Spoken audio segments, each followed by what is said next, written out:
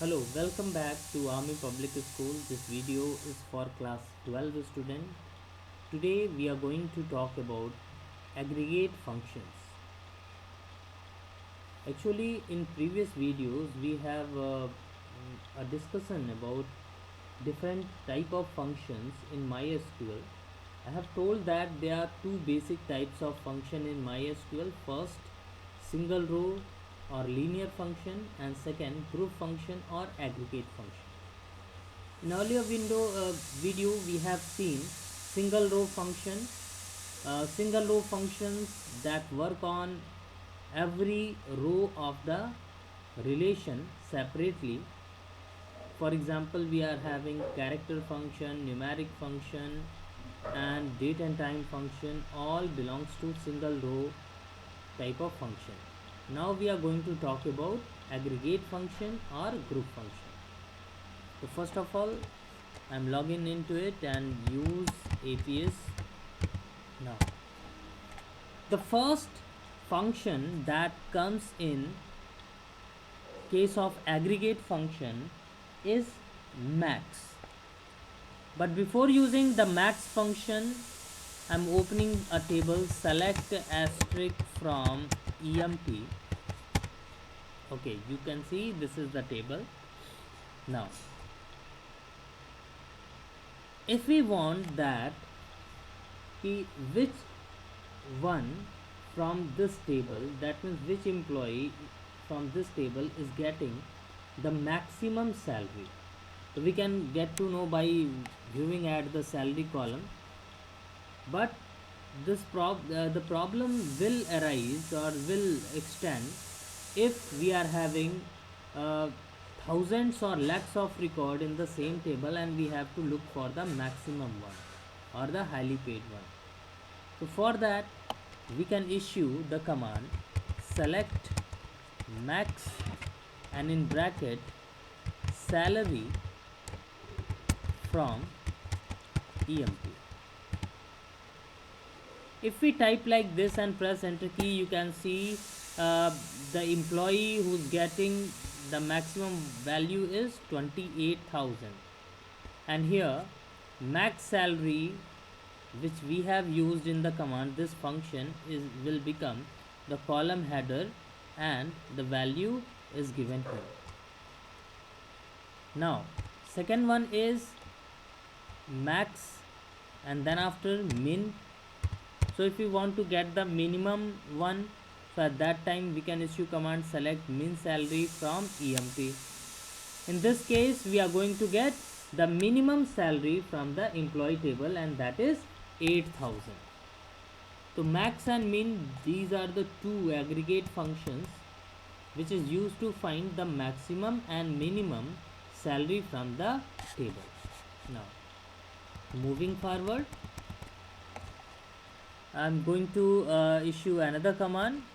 The third aggregate function is sum function, and for that we need to write select sum bracket salary from EMP. Now in this case you will get 38,000. That means 1,38,000 is the sum of salary paid to all the employees, and that is being done by adding all the values of the salary column, that means this one. Then after, next aggregate function is AVG function. As the name suggests, AVG function is used to find the average salary or average from the column. So here if we type the command select AVG salary from employee, it will give you the result 17,250. So that is what, that is the average salary paid to the employees. Now there is one more thing that you have to know about it, and for explaining that particular concept I am going to add one more value or one more record in this EMP table. Okay, so first of all, insert into INTO, insert into EMP values in bracket 109 comma RAM comma the next column is post and then salary. Post I have given something like software engineer, and then in salary column I have put it null value, and then after department number 30.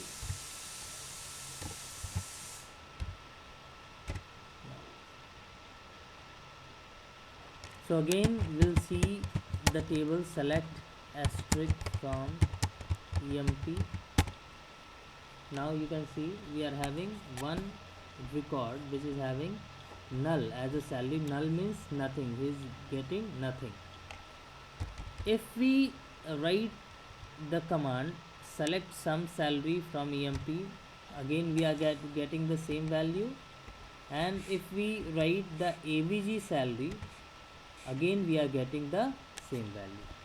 That means null, if we are having a value null in the column, so it is not going to participate if we want to perform the average of the column value.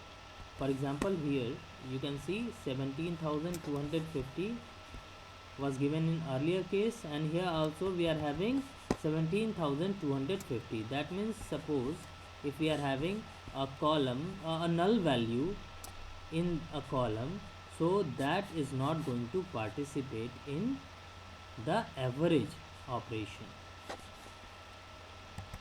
Now again we'll add one more value in this table,